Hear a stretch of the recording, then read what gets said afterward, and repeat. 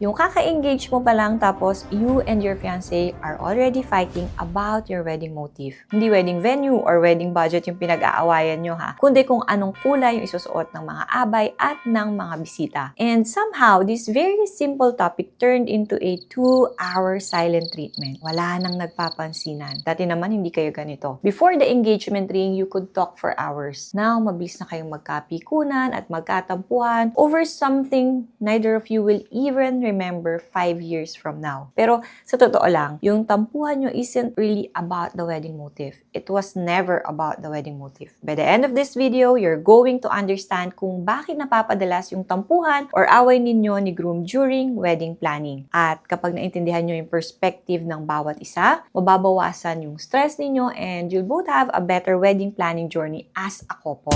Let me paint the picture that I think you're living right now. May full-time kang trabaho, 5 to 6 days a week yung pasok mo. On top of that, nagpaplano ka pa ng kasal. Kapag may free time ka, naghahanap ka ng mga okay na wedding suppliers, nagtitingin-tingin ka ng inspirations online, nagche-check ka ng reviews, at sa gabi, nagpupuyat ka pa kakaisip kung kakasya ba yung wedding budget na meron kayo. Importante sa'yo na every detail is intentional kasi this is your wedding and you want it to mean something. And then, there's your groom. Hindi mo lang nahalata pero nai-stress din naman yan. Pero sa ibang paraan ha, busy siya sa paghahanap ng way para mag-provide financially. Nag-overtime siya, tumatanggap siya ng side hustle, chine-check yung balance niya sa bangko, tapos iniisip niya kung sapat na ba yun para maibigay sa'yo yung wedding na deserve mo. He wants to provide. He wants to help you sa wedding preparations by providing financially. Gusto niyang maging supportive. Kaya madalas niyang isagot yung ikaw na bahala. Para kay groom, sinasabi niya yun kasi tiwala siya sa choices mo. He wants you to choose yung mga bagay na magpapasaya sa'yo. Kaya ikaw na ang bahala. Pero, para sa'yo, kapag narinig mo yun, pakiramdam mo, mag-isa ka lang na nagpaplano ng kasal kasi parang wala man lang output si groom. Wala man lang ba siyang opinion? At dito magsisimula yung misunderstanding. Kasi habang meron kayong hindi pagkakaintindihan ni groom, napakarami pang bagay na sabay-sabay nangyayari sa paligid ninyo. Your family has a lot of opinions sa kasal ninyo. His family also has different opinions. Si Tita Baby, gusto niya imbitahin mo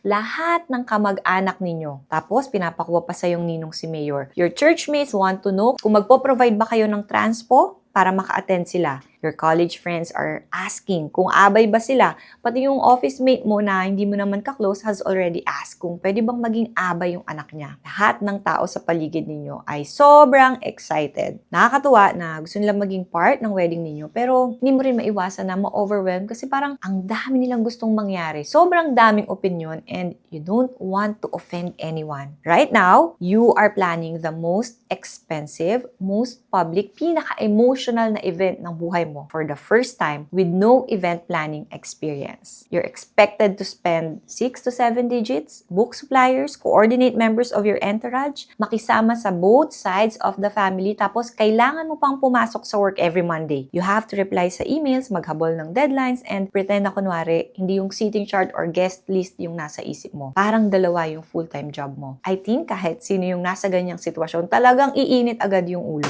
By the way, I'm Camille Fornella and I created the Budgetarian Bride in 2019 because I just wanted to share what I learned nung ako mismo yung ikinasal. Things that nobody teaches you before you get engaged. Things you only figure out the hard way. And now, the Budgetarian Bride community isn't just based on my experience anymore. I've also learned from thousands of other brides and grooms who share their stories with me. So what I'm telling you today, this isn't a theory. This is a pattern. This is what keeps showing up over and over again from real couples who went through exactly what you're going through right now. Ito yung gusto kong maintindihan mo before we go further. Walang mali sa'yo, sis. At walang mali sa relationship ninyo kung may disagreements kayo during wedding planning. It's normal, it's expected, and honestly, mas nakakapagtaka kung hindi man lang kayo nagkakaroon ng kahit na anong conflict during wedding planning. If you're going to tell me na, sis, kahit dati hindi talaga kami nag-aaway. Let me ask you something. And be honest sa sarili mo ha, hindi ba kayo nag-aaway kasi talagang okay kayo? O hindi kayo nag-aaway kasi natatakot kang magsalita? Kasi minsan yung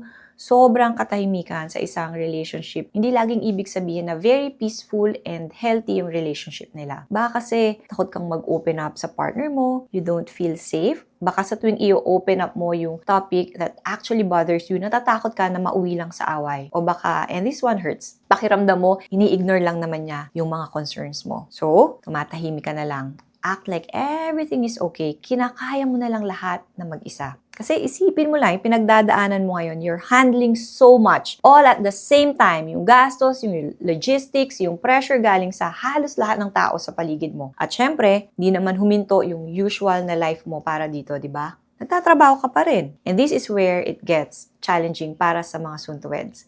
Kapag hindi nagkakaintindihan yung couple kung bakit sila nag-aaway, they fight each other instead of addressing the real problem. At yung maliit na resentment na yan, yung pakiramdam na parang ako lang yung ikakasala, ako lang yung gumagawa lahat, that doesn't just stay inside the wedding planning. It follows you hanggang sa marriage. The most exhausting part of wedding planning is not really the planning. It's the same fight na paulit-ulit na nangyayari kasi hindi kayo nagkakaunawaan. My goal here is to help you understand kung ano ba talaga yung pinag-aawayan ninyo. Because the sooner you name the real thing, the sooner you and your fiancé becomes a team again. He was never interested sa tiny details ng wedding ninyo and that's not necessarily a red flag. Importante ito sis and sana pakinggan mo ito without any judgment. Karamihan sa ating mga babae, bata pa lang tayo, exposed na tayo sa idea ng pagiging bride. Napapanood natin yan sa movies, teleserye at ngayon sa social media. Minsan nga kahit hindi ka pa engaged, alam na natin kung anong klase ng wedding yung gusto nating ma-experience. Most grooms don't grow up with the same kind of experience. Kapag tinanong mo yung mga lalaki kung ano yung dream wedding nila,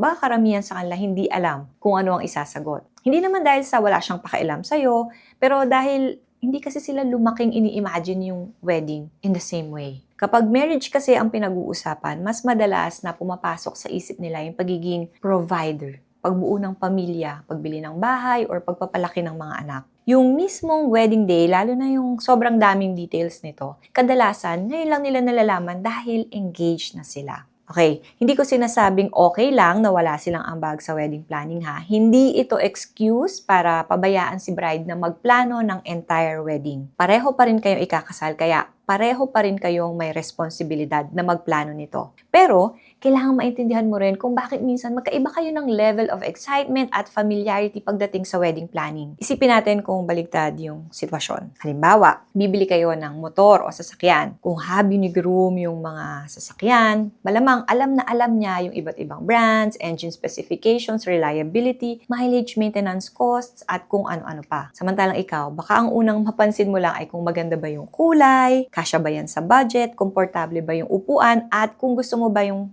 itsura. At kahit isang buong araw niyang i-explain sa'yo yung specifications ng mga sasakyan, baka hindi ka rin maging kasing excited niya. Again, hindi dahil sa wala kang pakialam sa magiging sasakyan ninyo, pero hindi lang talaga yun yung bagay na nakahiligan mo. For many grooms, ganyan din yung pakiramdam nila sa wedding planning. Kaya nagkakaroon tayo ng misunderstanding. Nandun kasi yung expectations na pareho ang level ng excitement, concern, at opinion natin sa bawat detalye ng kasal. Kapag hindi enthusiastic ang naging response ng partner natin, pakiramdam natin, wala siyang pakialam sa kasal. Or mas masakit pa, wala siguro siyang pakialam sa akin. And most of the time, hindi totoo na wala siyang pakialam. Hindi lang siguro malinaw sa kanya kung bakit importante yung mga detalye na yan para sa'yo. Kapag tinanong mo siya ng, ikaw, ano bang sa tingin mo? Hindi niya alam kung ano ba yung acceptable na sagot. Kaya ang pinakamadaling sagot na lang ay, ikaw na bahala. Kaya kung gusto mo talagang makuha yung opinion niya, bigyan mo rin siya ng options. Ganito, kaysa tanungin mo siya ng, anong kulay ang gusto mong maging motif natin? Bigyan mo na siya ng options, like, anong motif yung gusto mo para sa wedding? Blue and green kasi yung pinagpipilian ko. Ano sa tingin mo? The goal is not to make your groom passionate about flowers, invitations, or table styling. The goal is to make it easier for him to participate sa wedding planning. Kapag malinaw yung role niya at specific yung decisions na kailangan niyang gawin, mas malaki yung chance na magiging involved siya. Kasi alam na niya kung paano mo siya gustong makatulong.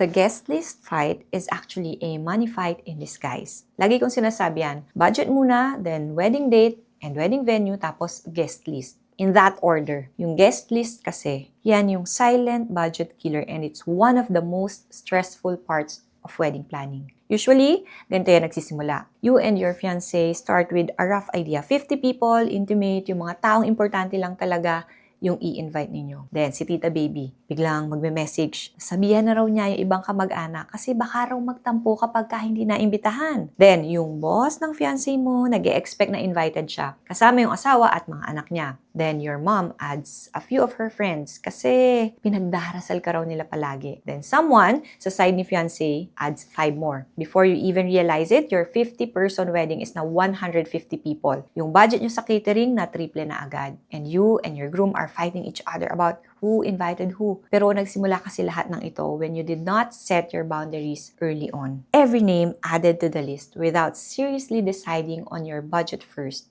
is a fight waiting to happen. Yung pinag-aawayan nyo sa guest list, most likely it's a budget concern. Nagiging komplikado lang yung usapan kasi nahihirapan kayong tumanggi sa mga magulang, kamag-anak, or sa ibang tao, lalo na kung may utang na loob tayo sa kanya. The only way to protect it is to decide kung magkano talaga yung budget ninyo para sa kasal. You don't figure it out habang nagpaplano kayo kasi lulobo yan sa dami ng requests ng ibang tao. Once you have a number, you and your groom now have a boundary. Now, think about everyone who currently has an opinion sa kasal ninyo. Yung mga magulang mo, your future in-laws, relatives, your ninong who's going to give a cash gift, your friends, your churchmate, yung boss at office mates mo, yung kapitbahay mo na ikinasalang anak 2 years ago and now considers herself as a wedding expert. Yung elementary classmate mo na biglang nangumusta when you announced your engagement. All of them mean well. Sobrang daming nagmamahal sa inyo. Nakakatuwa yun, di ba? But invested and helpful are not the same thing. Yung iba kasi,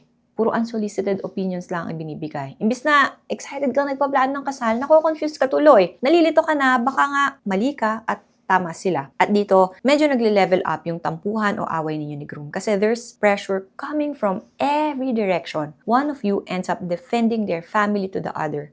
Ando na yung pakiramdam na parang kailangan mong pumili kung kaninong side ka ba kakampi. Sa pamilya mo, sa mapapangasawa mo. And it's a very tricky situation. Ang hirap niyan. Kaya, sa simula pa lang ng wedding planning, kailangan malinaw na sa inyo yung non-negotiables ninyo. Ikaw muna at si groom ang magplano in private. Announce nyo na lang yung details kapag finalized na. Kasi kapag sa simula pa lang, naging open na agad kayo sa suggestions, mahihirapan kayong tumanggi. The framework I use for this is what I call the BES mindset. Boundaries first, expect less from other people, and scrutinize every helpful suggestion. Kayo muna ni groom ang magdesisyon sa major parts ng wedding ninyo. Yung away during wedding planning doesn't mean you're wrong for each other. Sis, yung conflict during wedding planning is not a warning sign. Actually, kailangan din natin yan. Yung stress kasi during wedding planning, it will test every single skill na kailangan nyo kapag mag-asawa na kayo. Paano kayo mag-handle ng pera? Paano kayo gumastos? How do you communicate? How do you set boundaries sa family ninyo? How do you compromise? The ability to disagree without making the other person feel attacked. Importante yan. Para itong crash course in marriage communication disguised as an argument about wedding guest list. Again, walang masama sa pagkakaroon ng conflicts during wedding planning. You can use this to practice your communication skills sa relationship ninyo. Instead of saying, ayoko sa venue na napili mo, you can address the real issue like, di ko alam kung paano ito sasabihin sa'yo, pero yung venue kasi na napili mo is out of our budget. Natatakot ako na baka kapusin tayo. If you can discuss the uncomfortable topics ngayon pa lang, kahit magkaiba kayo ng perspective, it's going to be very helpful kapag mag-asawa na kayo. Pero, I'd like to say this carefully too. Pag-usapang conflict, there is a line. Yung conflict na tinutukoy ko ay disagreement, minsan may frustration, umaabot sa tampuhan, minsan walang pansinan. That is normal. Pero, kapag yung misunderstanding ninyo umabot na sa physical harm, verbal abuse, humiliation, that is not a normal part ng wedding planning. That is a clear relationship problem and it deserves real attention and real support. For everyone else, sa mga couples na napapadalas ang away,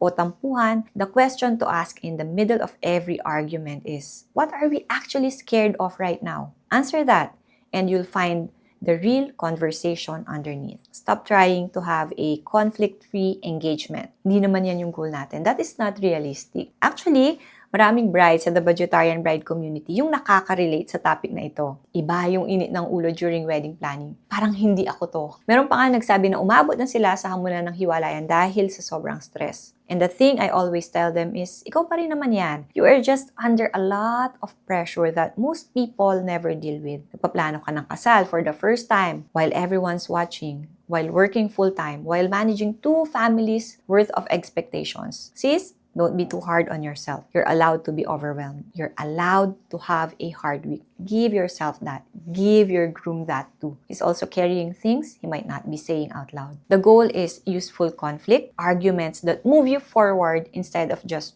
going in circles. Kung tingin mo, you and your fiancé need a wedding planning system to make sure na hindi kayo manghuhula sa mga kailangan ninyong gawin at hindi kayo ma-overwhelm sa suggestions ng iba't ibang tao, I made exactly that. It's called Wedding Planning for the Clueless Bride-to-Be. It's a step-by-step taglish na DIY system that walks you from day 1 of planning all the way to the wedding day. Naka-timeline dito kung ano-ano yung kailangan ninyong gawin if you have at least 6 months to plan your dream wedding. It comes with budget tracker. Importante yan to make sure na align kayo sa kung saan napupunta yung bawat piso na ginagastos ninyo. The full bundle is 1,620 pesos only and it comes with bonuses, the budget tracker, RSVP tracker, ultimate wedding checklist, and the things you need to ask your suppliers. Sa price na yan, parang mo lang akong nilibre ng buffet dinner and you get to have a full wedding planning system. Link is in the description. Kung gusto mong magplano ng kasal na hindi nalulunod sa stress at sa unsolicited opinions, make sure you subscribe to my channel.